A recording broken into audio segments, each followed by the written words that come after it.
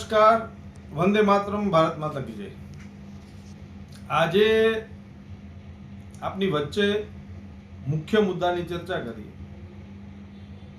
2016ની અંદર માનનીય સ્વર્ગસ્થ મુખ્યમંત્રી શ્રી વિજયભાઈ રૂપાણી સાહેબ દ્વારા મોરબીને 150 કરોડ રૂપિયાની અંડરગ્રાઉન્ડ ભૂગર્ભ ગટર યોજના માટેની જે લોકાર્પણના કાર્યક્રમો થયા હતા તે સમયની વાત કરતા આજની પરિસ્થિતિએ મોરબી શહેરમાં આવેલા તમામ પમ્પિંગ સ્ટેશનો પર મેં રૂબરૂ મુલાકાત લીધી છે।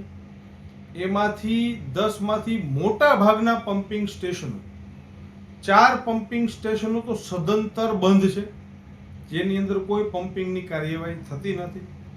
અને જે સમગ્ર મોરબી શહેરનું ભૂગર્ભનું જે પાણી છે એ ખુલ્લેઆમ મચ્છુ નદીની અંદર જઈ રહ્યું છે, જેનાથી બહુ મોટા પાયે પ્રદૂષણ પણ થઈ રહ્યું છે। આ તંત્રને વિનંતી છે કે આમાં તાત્કાલિક કોઈના કોઈ પગલાં ભરવામાં આવે। મહાનગરપાલિકાના તંત્ર દ્વારા હમણાં 1 મહિનાથી કોઈ એજન્સીને કામ આપવામાં આવ્યું છે, ત્યાં માણસો પણ તમામ પમ્પિંગ સ્ટેશનો પર પણ રાખવામાં આવ્યા છે, ખૂબ સારી વાત છે।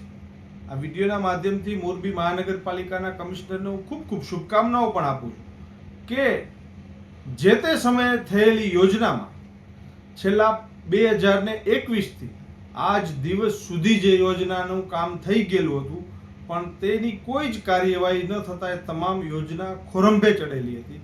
એ યોજના બંધ હતી, પમ્પિંગ સ્ટેશનો બંધ હતા, પણ માનનીય કમિશનર સાહેબની દીર્ઘ દ્રષ્ટિથી આવનારા દિવસોમાં જે એનું રિનોવેશન કરીને જે ચાલુ કરવાની પ્રક્રિયા છે એ ખૂબ સારી છે।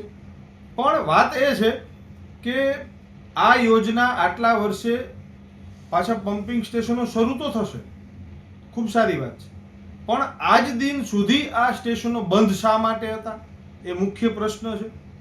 આજ દિન સુધી નગરપાલિકાએ શા માટે આ પમ્પિંગ સ્ટેશનો ચાલુ ન કર્યા એ પણ મુખ્ય વિષય છે।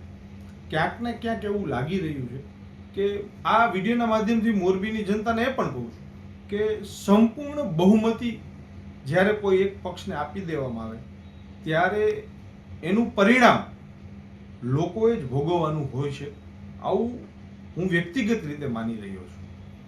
મોરબીની જનતાએ ભૂતકાળમાં સ્પષ્ટ બહુમતી ભાજપને 52 સભ્યો ચૂંટાઈને આપ્યા હતા, પણ એ લોકોને જ્યારે પૂછવામાં આવે કે તમે જ્યારે મોરબી નગરપાલિકાના ઝુલતા પુલ પછી જે સભ્યો